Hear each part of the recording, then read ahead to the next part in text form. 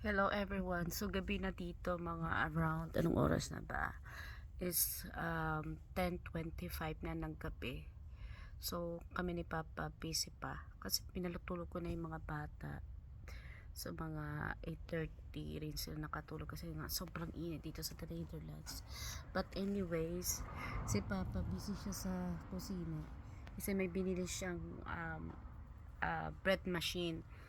Nabanggit ko naman sa inyo dati na magbabakasyon kami ngayong katapusan ng June until 19 ng July sa Hungary. At alam nyo ba doon sa Hungary guys, doon sa probinsya na kung saan kami bumili ng bahay is napakaliblib niya talaga. Ewan ko pa dito sa lalaki ko bakit doon siya bumili ng bahay. But anyways, maganda naman yung lugar kasi maraming puno, ganun. And then, yung napansin din namin doon is yung mga tinapay nila sobrang titigas.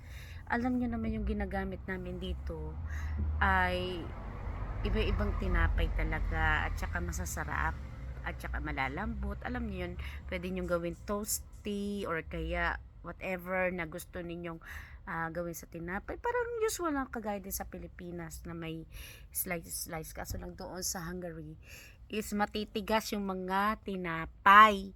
As in, sarap iba to. Yung parang luma na ba siya.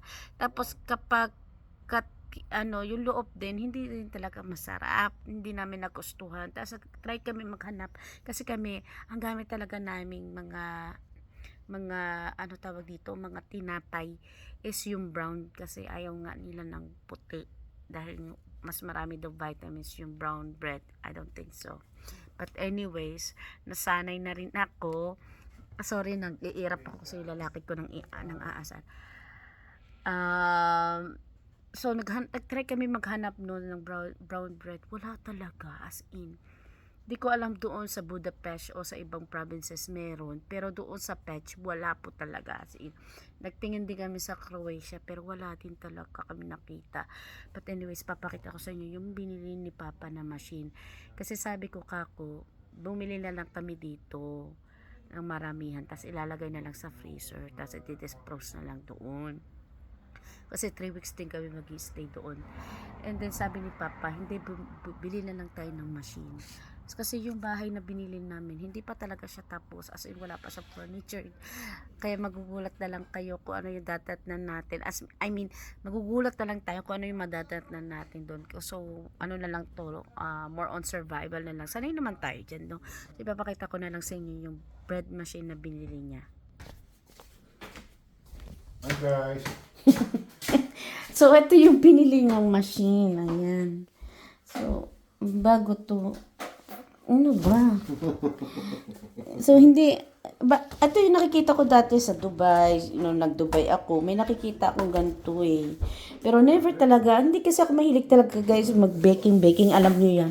Paglutuin niyo na ako, pero wag niyo lang ako ipagbe-bake ng kahit anong bake na na ginagawa sa oven.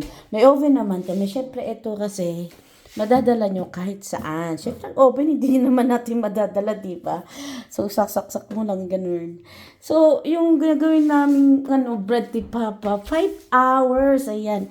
Ito yung manual, ayan. Ito yung manual. Ayan.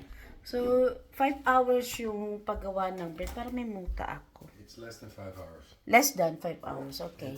But the total, right? Now it's it will Nagpapaliwanag si Master. And then, come on. Kinikilig. Nadidistract siya, guys. farting. So, yan, nagpapaliwanag siya. So, medyo mahihain ang ating papa.